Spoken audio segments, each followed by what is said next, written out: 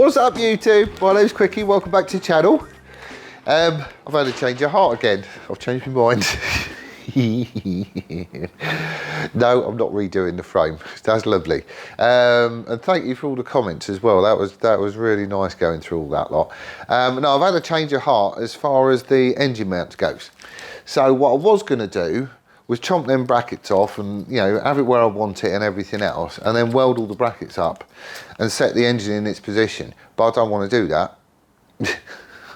I ain't doing that yet. I'm going to wait for Steve-O to come down and we can stick the proper engine back in the hole, have it all supported on jacks and, you know, whatever else we need to, and then I'll set the position of the engine. Reason being is it is a homemade frame. There's going to be tiny little differences from one side of the frame to the other side, or the angle of this or something. It's not going to be absolutely bang on symmetrical. So what I'll do is I'll shove the proper engine back in it, and we'll fix it all down at the back because all that's gold. But then I can just run a straight edge from the rear sprocket to the front sprocket and just make sure in my own mind that everything lines up before I start welding stuff. It's just that way I ain't going to have to chop it apart and do it again. So, you know, no biggie, but it just means we can get on with other stuff. I have had my swing arm bearings turn up. So, because I don't want to have to keep pulling stuff off and doing something and then putting it all back on again, I just want to do something, stick it on the bike and know that it's done. And the idea is that anything that goes on the bike, once it's on the bike, it ain't coming off again. That's kind of how I want to, well, I'm not sure we're going to do it, but. So, these are turned up. And the swing arm, once it's on basically, so I might as well get them done. Right, let's jack stuff up and we'll pull the back end out, I suppose. Right.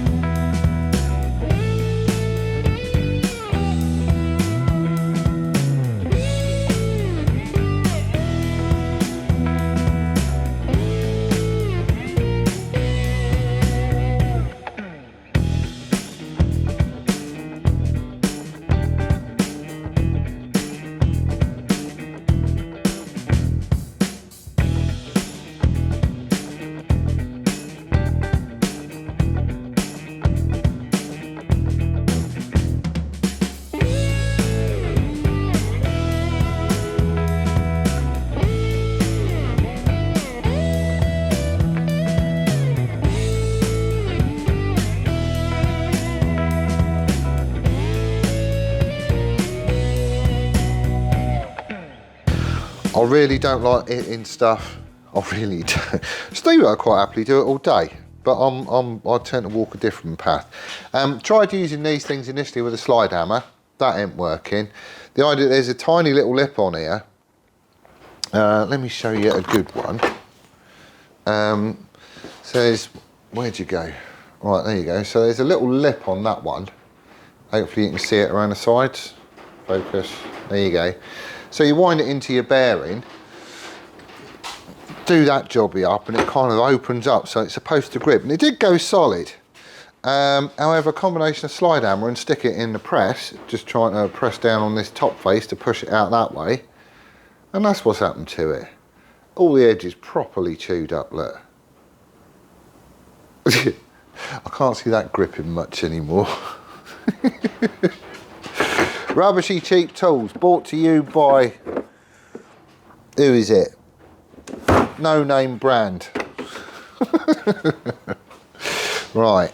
In the end, all I did was got some heat on it, just warmed it up. This has been done 2 minutes, if that. And even after I'd warmed it up, I could still grab hold of it. It's not putting a whole hell of a lot of heat in there, because it is quite cold in here. You just warm it up a little bit and it will expand. Just warm it up evenly. So knock them out. Just I got a piece of bar that was just the right size to catch on this tube, and I've been able to drive that out, so that's fine. All the surfaces is good, so we can get these shoved back in. Job's a good one. What have I got? Have I got any thread? I have got a set of bearing drivers. That involves hitting it again, doesn't it? Oh, they look better. The other one, half the rollers was missing.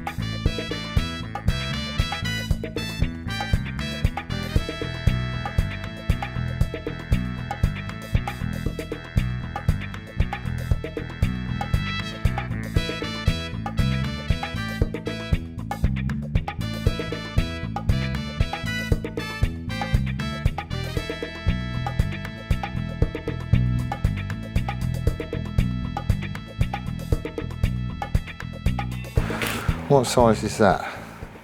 110, I think. Ooh. Is it 110? Yeah, 110 centline radius. So I've got a die here for 3/4 inch stuff, which is what I did the seat frame on Jixit out of.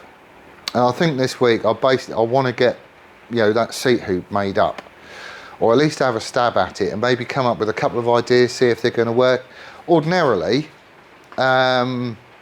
like on the Cafe Racers and stuff, the two sides is just parallel, and I could do that.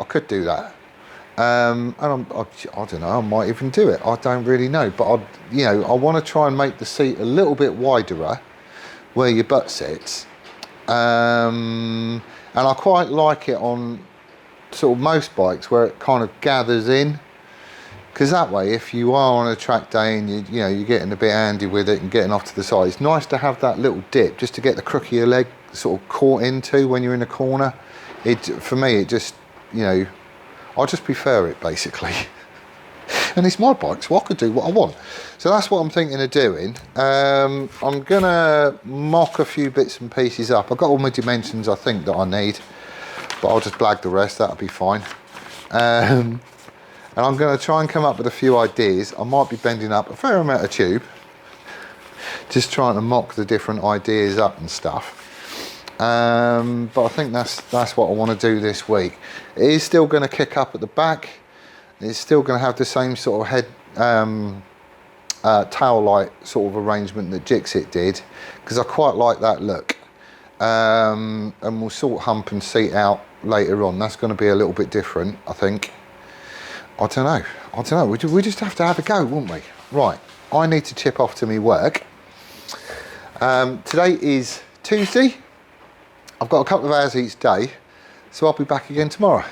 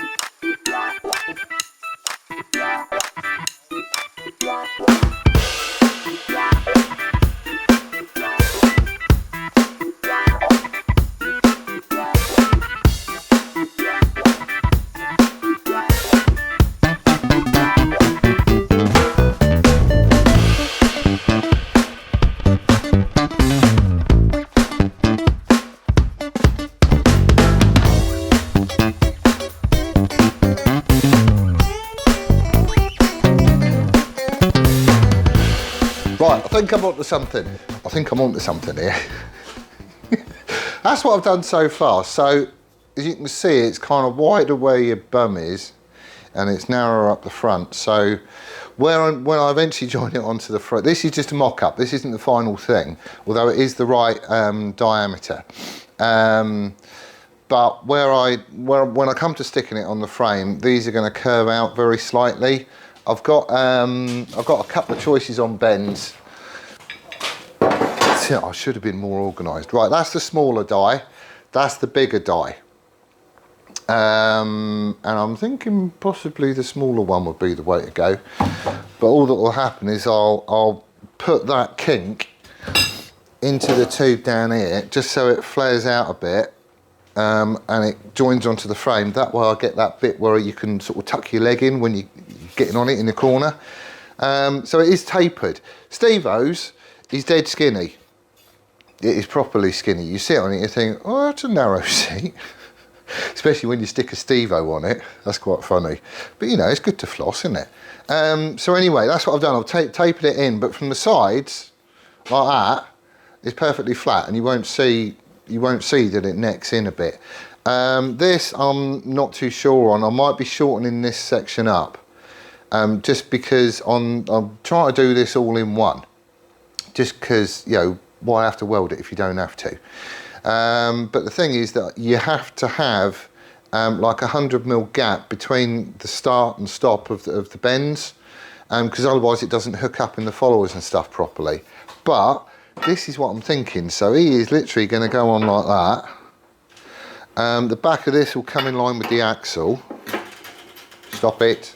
The welding wire is just there so I can sort of centralise things and also get a bit of a idea on height. It does droop down a bit, but I don't really care. I should have used some thicker welding wire, but that's what I'm thinking. Yeah, you're not going to see it from over there, right? Right, hang on, let's get you moved. Right, I'm hoping this is going to be a bit better. Where's my thing? Just so we can try and get the angles right. Come on, Reed. Yeah, that'll do. Right, so, once more with feeling. These side tabs on the tank, they're going to be coming off. I'm going to be replacing these ones because they're horrible, but they're there for now. So, this is probably going to go something like,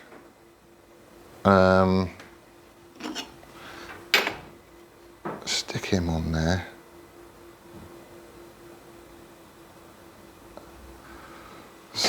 Oh, come on. Something like that, I reckon.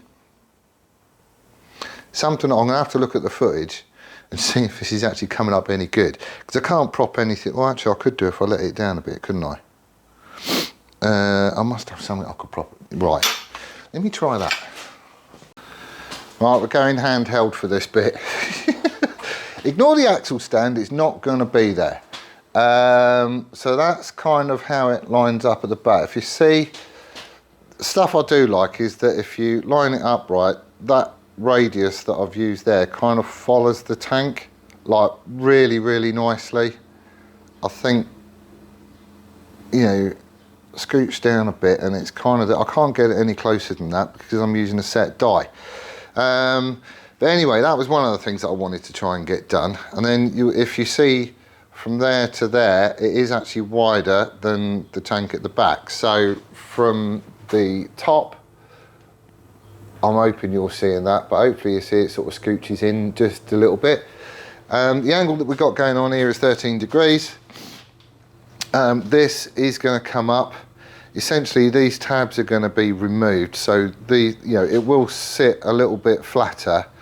That's the height that I'm going to be going for, I think. But these are going to come up to their, sort of like pretty much right snug up with the tank, and they'll curve out as it comes in to meet it.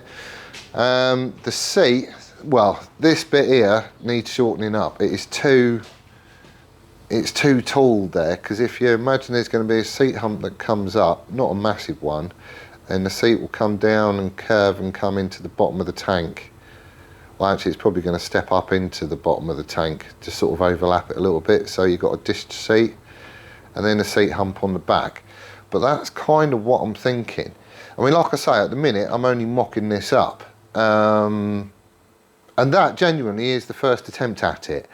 But I was mucking about yesterday on CAD, and I'm rubbish at doing tube work on CAD, so I ended up just sketching stuff and using the dimensions and whatnot that I've got. But I reckon that's going to do. I do think that is going to do. The line that you can see here, that's just a piece of MIG wire. This does sit very slightly lower than the tank at the minute, but the seat hump is going to sort of come up.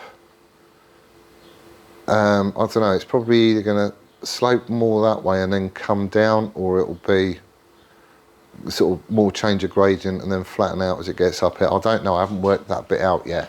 And I'll probably make a couple and just see which one sort of looks the best. But that is going to be the stance of it.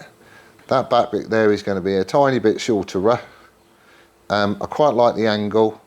It is all going to obviously be plated off, and there'll be a tail light set in there.